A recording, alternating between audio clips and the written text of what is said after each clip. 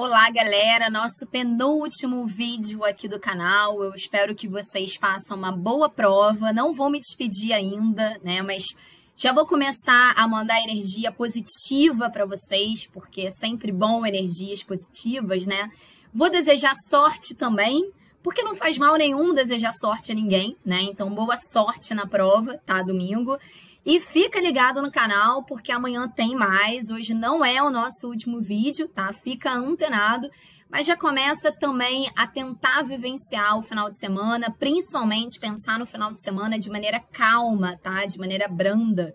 É importante também que vocês vão para a prova sempre pensando, tentando, né, acalmar o coração de vocês, até porque o nosso emocional, ele acaba sendo muito importante, ele acaba sendo muito impactante nessas horas. A nossa penúltima questão, ela vai abordar uma temática bem importante pra gente, que é a temática da Guerra Fria, e especificamente dentro de Guerra Fria, né, dentro desse imediato pós-guerra, eu escolhi essa questão, que é a questão 84 do vestibular da prova azul, do ano de 2019, porque a Declaração Universal dos Direitos Humanos, ela já caiu na prova do Enem algumas vezes no plural, né? Guerra Fria é um assunto que acaba sendo muito recorrente. Agora, especificamente, esse tema, né, essa temática da Declaração Universal dos Direitos Humanos já apareceu na prova do Enem algumas vezes. Antes da gente pensar em si na nossa questão, vamos pensar no próprio desenrolar da Guerra Fria. Galera, a Guerra Fria, ela é vista como um episódio, né, que nasce aí no ano de 1945, na verdade, oficialmente. A data que a gente entende que é a data inicial da Guerra Fria é o ano de 1947, quando o presidente norte-americano, que era o presidente Truman, ele faz uma declaração dentro do Congresso Nacional norte-americano, conclamando todos os países aliados aos Estados Unidos a tentarem realizar uma espécie de controle ao avanço do comunismo. Então, oficialmente, a gente entende que ali, em 1947, a gente tem, de fato, essa disputa entre Estados Unidos da América e entre União Soviética. Disputa essa que vai ser política, vai ser econômica, vai ser ideológica, vai ser tecnológica, vai ser militar. Então, a gente tem uma disputa em todas as esferas, né? E, inclusive, territorial também, porque tanto os Estados Unidos da América quanto a União Soviética vão tentar também dominar outros territórios, né? Não só através de uma influência indireta, mas em alguns casos também através de uma influência direta. Só que a gente entende que a gente pode considerar que a partir do ano de 1945 a Guerra Fria já estava em curso, porque a Guerra Fria ela já mostra os seus sinais na última conferência da Segunda Guerra Mundial, que é a Conferência de Potsdam. Ali a gente já tem, né, a demarcação da divisão, por exemplo, das áreas de influência tanto do bloco socialista quanto do bloco capitalista. Então, a gente pode entender que o ano de 1945 já seria um ano em que a Guerra Fria já estava em curso. Ao mesmo tempo, simbolicamente, a gente entende que a Guerra Fria terminou em 1989, com a famosa queda do Muro de Berlim, mas oficialmente ela teria sido encerrada no ano de 1991, porque é o ano em que ocorre, de fato, a fragmentação da União Soviética. E esse termo, galera, Guerra Fria, por que a gente fala isso? Porque a paz, ela era algo, né, praticamente impossível nesse momento. Imagina a União Soviética e Estados Unidos da América sentando numa mesa de bar para tomar um suco, né? Isso não iria acontecer. Agora, em contrapartida, a guerra também era muito improvável. Tanto Estados Unidos da América quanto União Soviética vão fazer de tudo para evitar conflitos diretos entre eles. Então, geralmente, eles atuavam em determinadas regiões, mas eles evitavam conflitos e que um ficasse de frente diretamente para o outro. É por isso, inclusive, que o episódio da crise dos mísseis, que estoura em Cuba no ano de 1962, ele vai ser tão simbólico, ele vai ser tão representativo, porque naquele momento o mundo inteiro fica com os olhos voltados para a ilha de Cuba, porque se imaginava que ali uma terceira guerra mundial poderia ser possível, né? Então, foi um dos episódios da Guerra Fria mais simbólicos que a gente tem, mais sensíveis que a gente tem. Pensando, galera, no imediato pós-guerra, né? O que acontece logo assim que a Segunda Guerra Mundial ela acontece? Ou melhor, logo assim que a Segunda Guerra Mundial apresenta sinais de que ela estava chegando ao seu fim. Uma das últimas conferências do final da Segunda Guerra é a Conferência de São Francisco, que começa a ser organizada dentro dos Estados Unidos da América em abril de 1945 e vai se estender até junho de 1945. Essa Conferência de São Francisco ela vai demarcar a criação da ONU, que é o nosso órgão diplomático internacional, né? Diferentemente da Liga das Nações, que foi o órgão criado depois da Primeira Guerra Mundial para evitar uma guerra mundial, a Liga das Nações não deu certo e ela acabou por conta disso sendo anulada, sendo revogada, sendo extinta. E depois da Segunda Guerra Mundial a gente teve a criação da ONU. Diferentemente da Liga das Nações, para você fazer parte da ONU, basta que você seja considerado um Estado-nação. Então, basta que os países membros da ONU, eles te considerem um Estado-nação. A gente tem alguns problemas em relação a isso, tá? Por exemplo, a Palestina.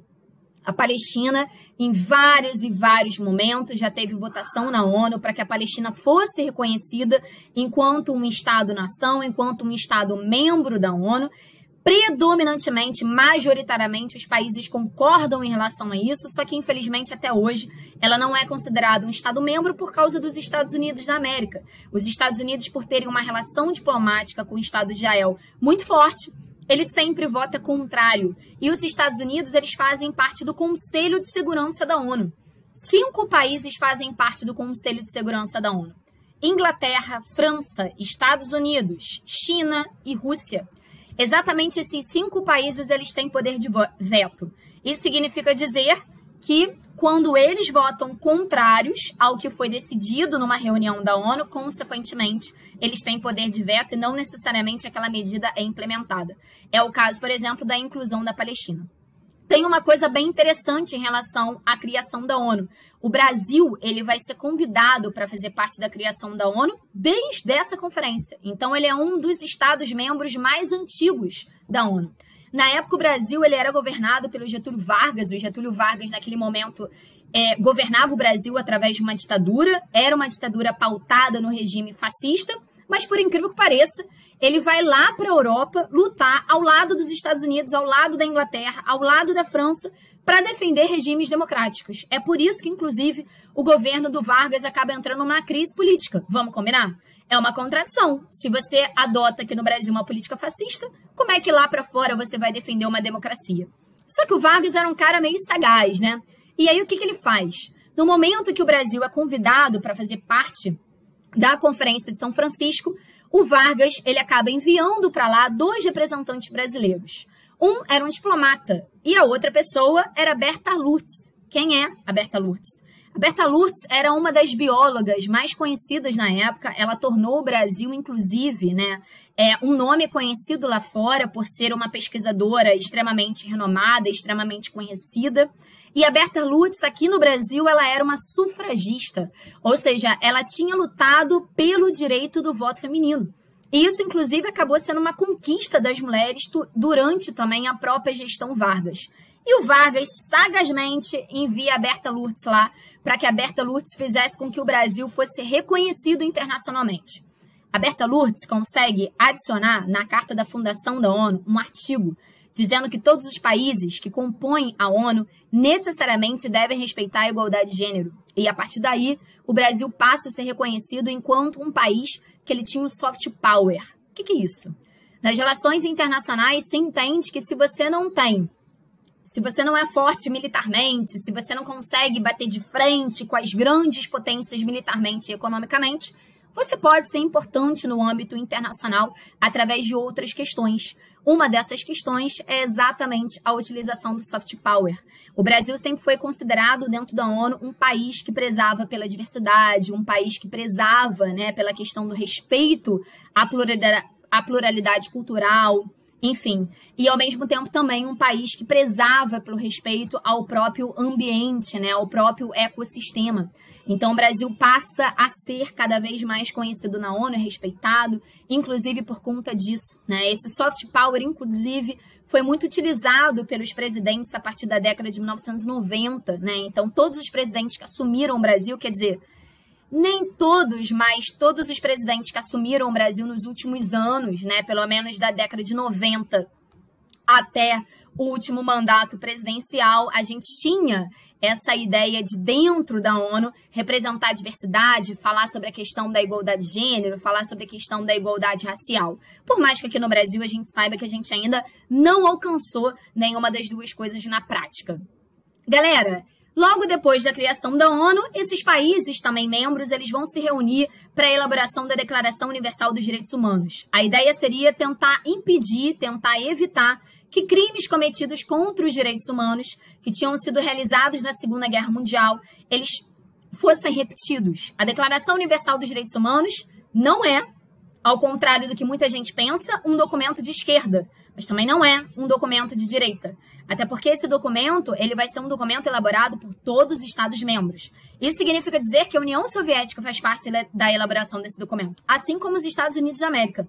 Inclusive, quem é responsável pela leitura e inauguração da Declaração Universal dos Direitos Humanos é Eleanor Roosevelt, a viúva do ex-presidente norte-americano, né? Exatamente Roosevelt, aquele presidente norte-americano que tinha vivenciado boa parte da Segunda Guerra Mundial. A Declaração Universal dos Direitos Humanos ela é considerada um documento extremamente importante, porque ela fala sobre o respeito à cidadania. E mais do que isso, ela fala sobre o respeito a todas as formas de direito, aos direitos civis, aos direitos políticos e aos direitos sociais. E a Declaração Universal dos Direitos Humanos, ela tem como principal pauta a ideia de se evitar crimes contra a humanidade. E essa nossa questão fala exatamente sobre isso. Essa declaração citada no texto introduziu uma nova concepção nas relações internacionais, ao possibilitar, letra B, defesa dos grupos vulneráveis. Por que defesa dos grupos vulneráveis?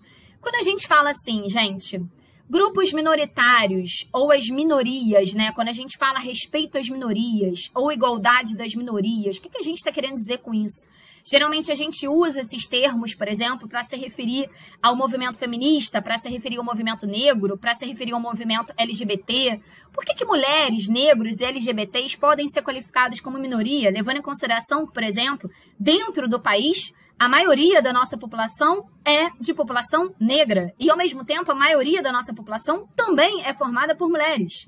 Como é que, então, se nós somos a maioria, né, se mulheres e negros são a maioria, como é que a gente pode, então, se referir a mulheres, negros e LGBTs como minorias? É porque quando a gente usa essa expressão, a gente não está pensando nos números, a gente está pensando em direitos. Por mais que negros, por mais que mulheres e por mais que LGBTs, né, possam representar a maioria da população brasileira, no caso dos LGBTs não, mas no caso de mulheres e negros sim, por mais, né, que eles representem a maioria da população, a gente não tem a igualdade de direitos.